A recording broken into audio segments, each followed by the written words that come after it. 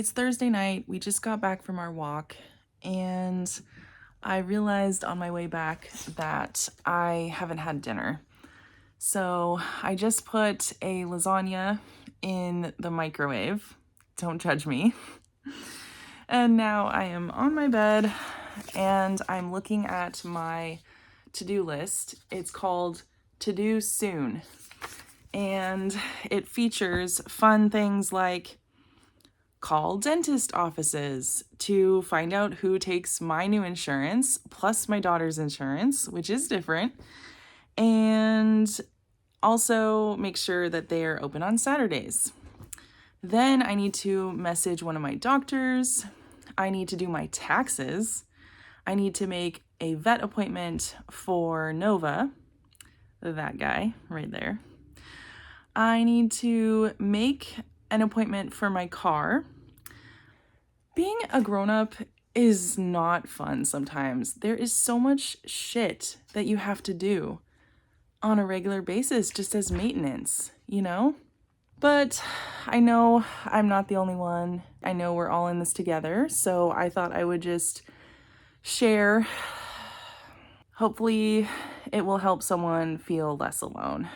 I know I always appreciate when people share how much they hate all of their adulting, to be very millennial about it.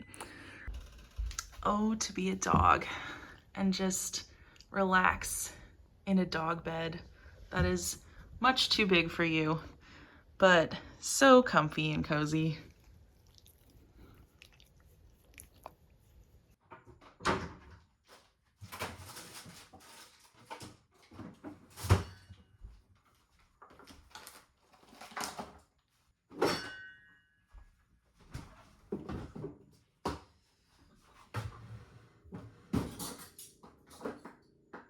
So I'm currently doing something that I dread doing every single night, but it really, really, really helps when I do it, which is making my lunch the night before. There are basically two things that I try to do every night that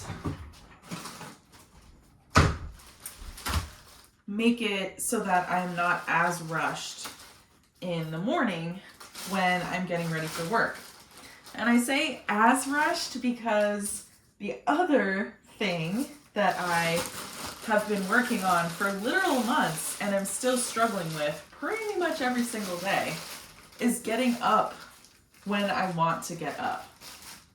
As much as I want to be a morning person, I'm really not. I'm really, really, really not. And it takes me like a good 2 hours to wake up, to fully wake up every single day. And I hate that. And I wish it was different, but that's just how it is for me. And because my current job, I start work at 8:15, which is much earlier than any other job I've ever had before for a start time. I've just been really struggling with the nighttime routine and the morning routine. I've tried to really simplify it, instead of having like multiple steps like I used to when I did not have to get up so early. I tried to just simplify it. Just make your lunch the night before, take your shower. Literally just those two things. Oh, and take my meds. That's, I guess, the third step of my simplified night routine. Depending on how your brain works, doing small things can take a lot of energy and a lot of work, and it can just be hard. So that's okay. That's okay. That's okay. That's what I'm telling myself, that it's okay. Okay, so we have tomatoes, a cheese stick, some cottage cheese with strawberries on top. Very delicious. I can't really have yogurt. Even though I like yogurt, it hurts my stomach. So cottage cheese is my alternative. Lar bar. I've lived on these things for almost a decade now, and they're very good for my stomach because, again, my stomach is really sensitive. And then a couple of cuties. I usually bring cuties every day. I often try to bring enough to share with my coworker. I can kind of juggle. Isn't that cool? My uncle taught me. I can only juggle 2 things. I can't juggle more than 3. I mean, more than 2. Hey! Honestly, chatting with you all, the viewers, the virtual friends, has really helped this be not so terrible. So thank you for that. Well, I did it. I literally don't even know how, but somehow I took my goddamn shower. It was such a struggle tonight to get myself in the goddamn shower. I almost didn't do it. I almost had to do it tomorrow before work. The key, I've noticed, is taking it as early in the evening as possible, because there's just something about that mental hurdle of getting in the shower, especially when I'm really tired. If I get it done earlier in the evening before I start any like relaxing evening activities, then it is more likely to actually get done. But my mom came home earlier than expected, and I decided to watch a few episodes of Abbott Elementary with her. That is our current show that we are watching together. It's my 3rd time through, I think. Well, actually, this is the new season, but before that, the seasons that were already out, I've watched it that many times because I love that show so much. But it's my mom's first time through, so we enjoy watching that show together. Anyways, long story short, we did that first before I took the shower. So then, when I was so exhausted and I had to take Nova out, and then I came back inside, I had to really, really, really dig deep to get myself in that shower, but I did it. And so now I'm gonna take my meds. That is my next and final step of my simplified evening routine. I have a little bit of a med cocktail at this point. My 3 meds that I take every day are birth control, Lexapro, and most recently metformin for my polycystic ovary syndrome, PCOS. So I have quite a few of these little friends to consume, and I'm not great at swallowing pills, but I do it every night. So, you know, oh God, that's a scary flash of my laundry that needs to be done. This is a very real vlog, you know what I mean? It's a very realistic is what I mean. You're getting to see, you know, the messy behind the scenes, so to speak. But, you know, that's kind of what I want to do more of anyways. I want to show up more vulnerably, more authentically. Life is messy. Life is hard. I would like to show the real version of it.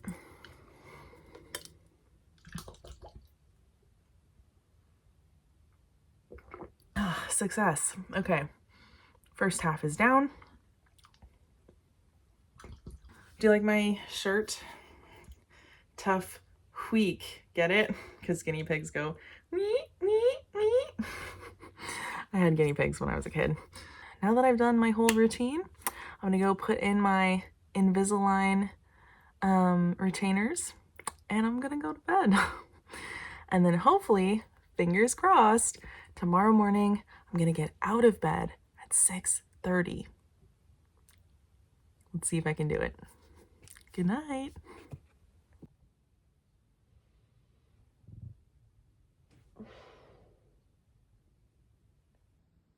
Ready for breakfast?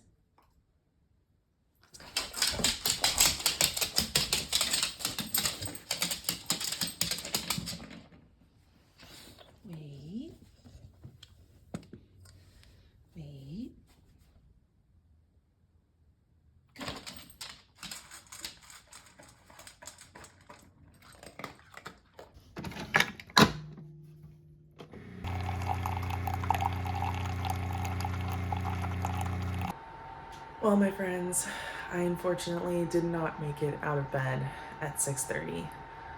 It was 6:55 when I finally stepped out of bed. Maybe, I was gonna say maybe tomorrow, but tomorrow is Saturday, so definitely not. Maybe Monday?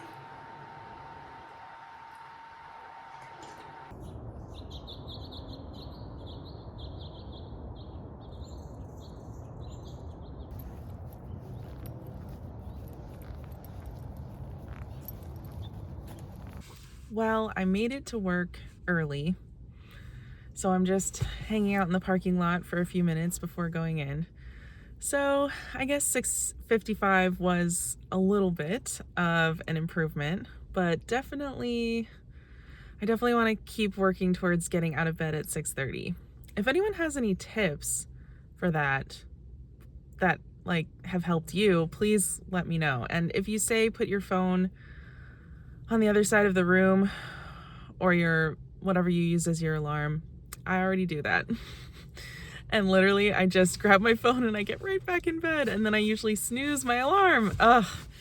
Anyways, it's okay. It's okay. I was actually listening to my self-love playlist on the way over here. I was like, okay, I'm feeling a lot of shame and I need a bit of a reminder of self-love this morning.